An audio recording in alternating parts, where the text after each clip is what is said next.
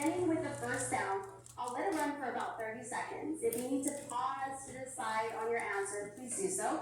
Otherwise, I will give the answer shortly after. So beginning with lung sound number 1, take a listen.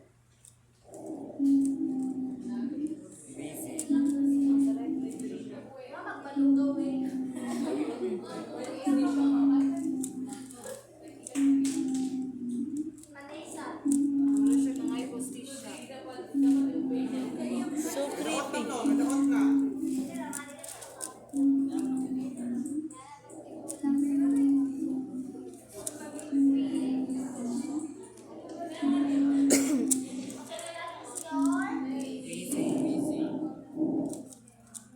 The answer is wheezing. This is a musical squeaky sound that is a high pitch that is heard during expiration. This can occur from a buildup of mucus, asthma, and is associated with bronchospasm. Some nursing interventions would be use of an inhaler or a nebulizer treatment, and some antihistamines to control secretions.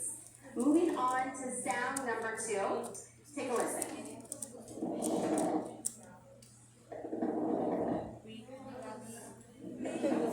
Crackle. Sugar crackle.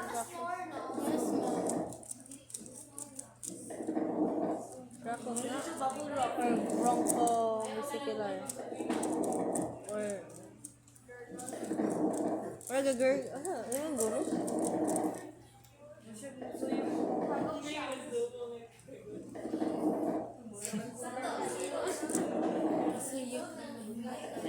Tulog na siya, ma'am.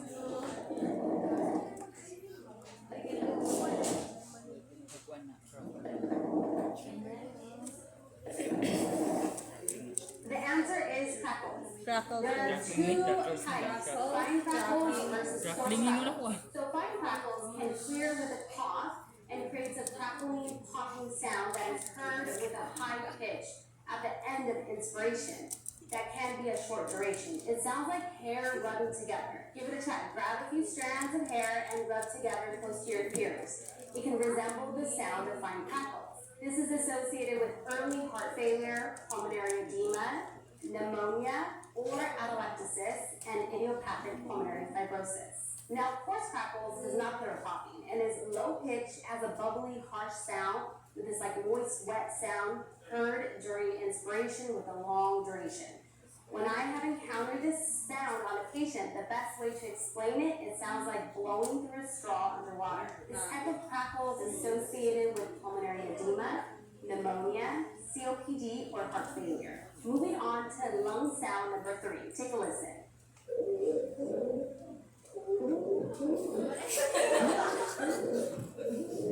Ay, gilawak ba? Ganun ginawa.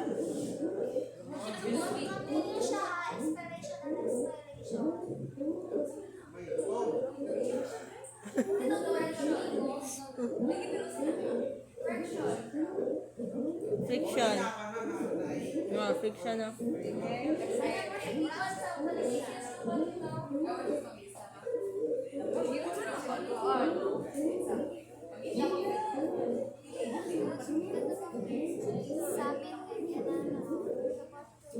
Sana na mga sakit. Ay, wala? The answer is stridor.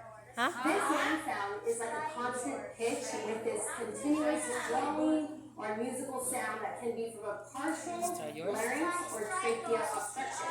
This can also be from a Stridor. nursing interventions. You'll want to elevate the head of the bed, like corticosteroids, humidification, and in some instances, racemic epi can be used. When my eldest got croup around 3 years of age, he had to get racemic epi and it helped tremendously. Okay, let's take a listen to lung sound number 4.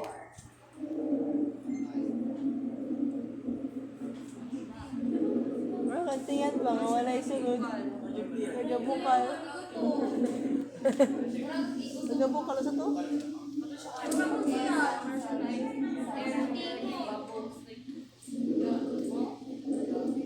Wala yung bubbles, no? Nagabukal.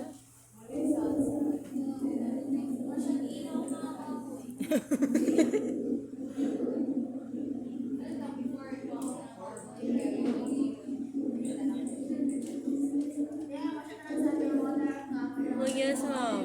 Hindi ka lang sa camera. Oh. Sa underwater.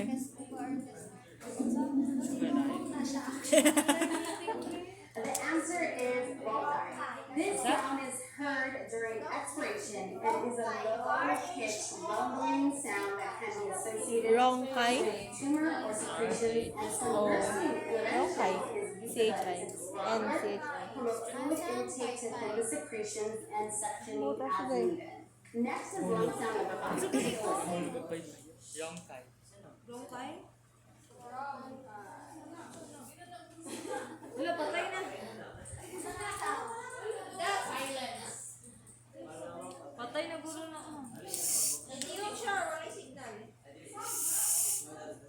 This one was not a trick question. It was silenced because it was an absent breath sound. So there are no audible sounds heard over auscultation and can be associated with a large atelectasis, which can be a complete or partial collapse of the lung. A lobectomy which is a surgical operation where a lobe of the lung is removed. A pneumonectomy, which is a surgical procedure to remove one side of the lung. And a pneumothorax is a collapsed lung. Okay, so that is why beginning your assessment, you have to ask what are prior surgeries your patient underwent. Ang dito mong tanga. Yes. Kaya naman, yung pasyente niya ay underwent na siya of Labi, pneumonectomy, nagawa ka auscultated. Sagwa kayo madungog. Wala din. Ay, tingog. Wala na ka pinagkas. Bigla ka sa kanya, wala ka nang punta yung lungs. Kasi absence of Breath sounds. apnea. Apnea. Apnea. Up. Wala yung breathing, na umur. Okay. So, meron na lang survive ang tao sa lung. Pwede. Ipuli din ang lang sa baboy. Charis.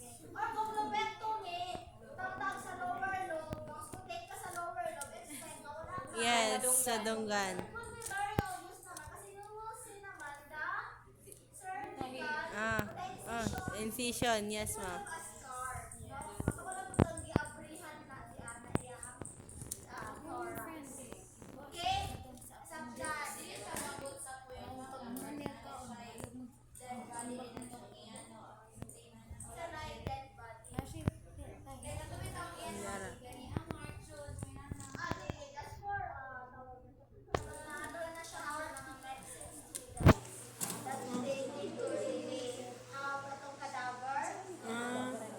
Wala kasi nursing, only for mga practices. Ito na eskwela na nahimo. Doctor. As even karon, because there are ethical considerations when handling with the cadaver kasi it is still a sacred human life. Now, that's the technology. There are now developments and so mga artificial. Mura na po siya o tinuod yun na humans or organs or body tissue. Magka-assemble siya sa human body.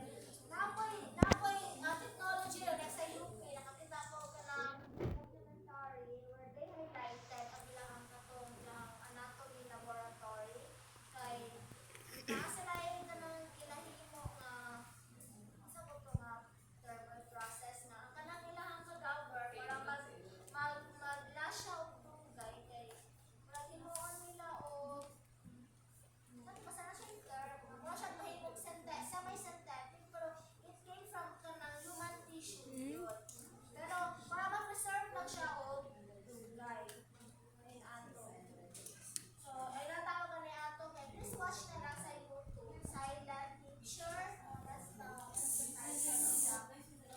Silent share. silent Teacher. Ay, teacher. eh, patay man. No? Patay, pero not to ilang teacher, no? Sa mga medicine. Get to learn the anatomy mo. Okay, contribution na ta. Next.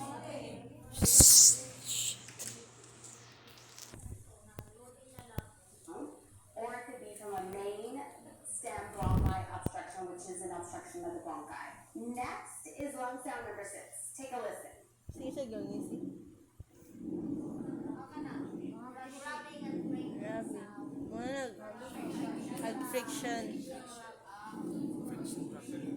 O siya, giguhi yun. Mm.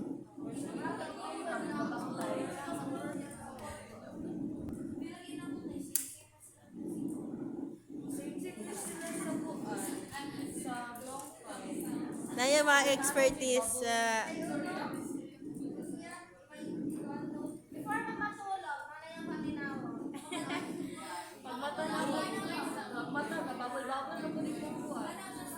The answer is plural friction rub. This sound is a harsh, dry, grating sound that has a crackling sound. This sound is correlated from lots of lubricating pleural fluid and Plural? from inflammation. It's best heard over the lower surface of the thorax. You can reproduce the sound by rubbing only your thumb and finger together close to your ears. You can hear the sound you produce, or if you happen to have two pieces of leather, rub them together and it'll recreate the sound for you.